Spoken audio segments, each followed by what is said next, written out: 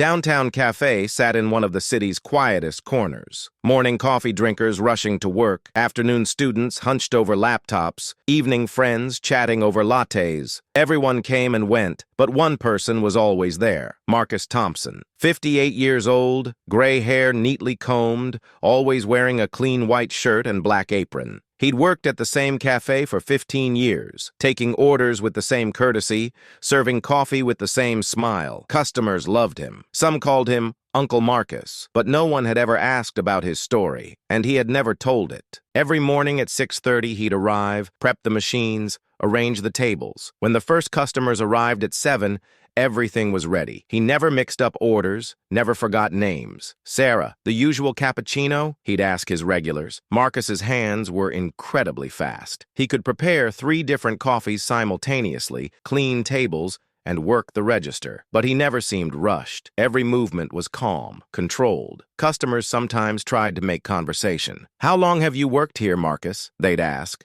"A long time," he'd smile. He never went into details. That November evening started normally. It was approaching 8 p.m. Marcus was taking the last orders. Outside, the wind was picking up. Weather reports warned of an incoming storm. The door chimed, and an elderly couple entered. The man was soaked, his wife shivering. Frank and Helen Morrison in their 70s, holding hands tightly. "We're so sorry," Frank said breathlessly. "We came from the airport, couldn't find a taxi. Our flight was canceled." Marcus immediately approached. "Of course, please sit.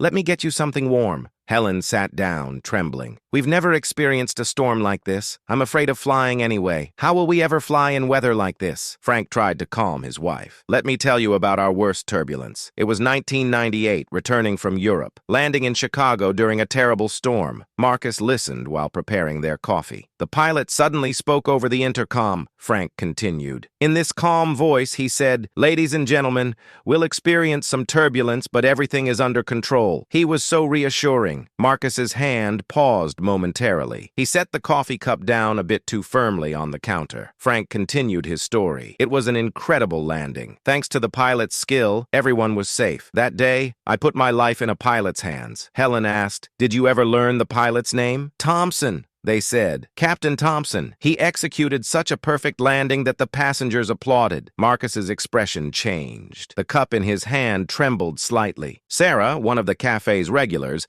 had been listening to this conversation. She noticed the change in Marcus's face. "Marcus," she said gently, "are you all right?" Marcus remained silent for a moment.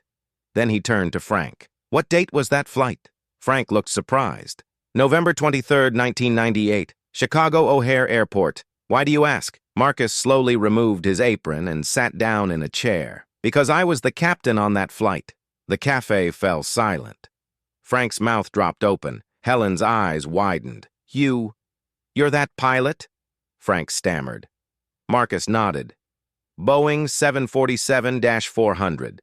American Airlines Flight 1247.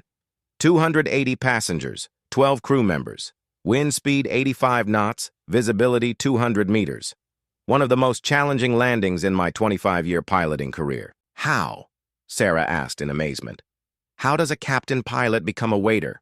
Marcus smiled, but there was sadness in his eyes. "For 25 years, I flew at 40,000 feet.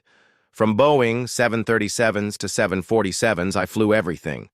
Logged millions of miles, safely transported hundreds of thousands of people." He paused, looking out the window. "But one day I realized I couldn't carry that responsibility anymore. Every flight I felt 300 lives on my shoulders. I couldn't sleep at night, constantly checking weather reports. I retired in 2006. I was 50 years old. Still young, but..." His voice trailed off. Frank stood up and approached Marcus. "You saved my life that night. My wife and I were returning from our 30th wedding anniversary trip. If it hadn't been for you..." His eyes filled with tears. "I've been searching for this moment for 25 years.